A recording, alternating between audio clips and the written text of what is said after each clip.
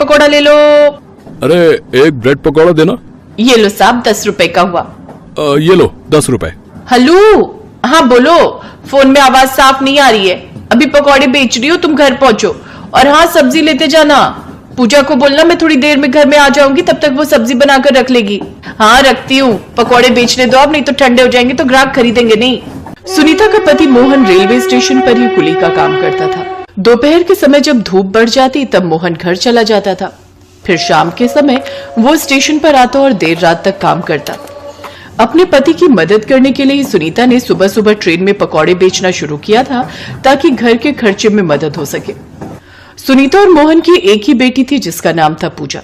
पूजा की उम्र लगभग 15 से 16 वर्ष की थी। पैसों के अभाव के कारण पूजा 6ठी क्लास तक ही पढ़ी थी।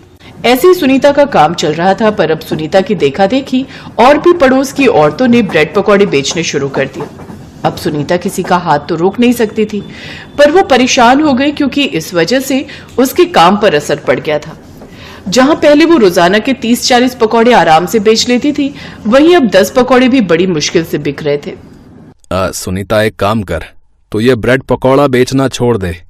बेकार में तू रोज नुकसान करती है। बेसन, तेल, ब्रेड, मिर्च, मसाला सब कुछ तो लगता है। कमाई 100 रुपए की नहीं होती और लागत उससे ज्यादा की होती है। हाँ, थोड़े दिन और देखती हूँ, अगर नहीं चला तो कुछ और सोच लूंगी। अभी जो बनाए हुए हैं वो तो बेच ही आऊं।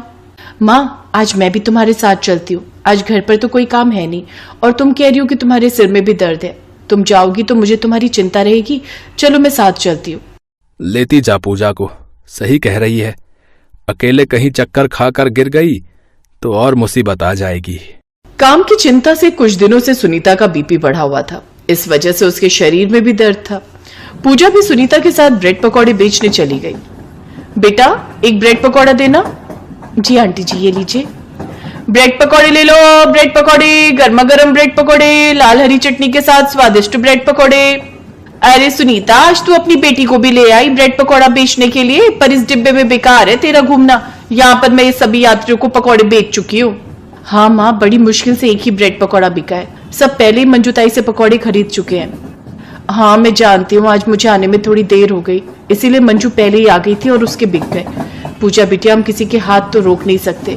मैं जानती हूँ मंजू, तूने मेरा काम खराब किया, पर मैं तुझे कुछ कह नहीं सकती।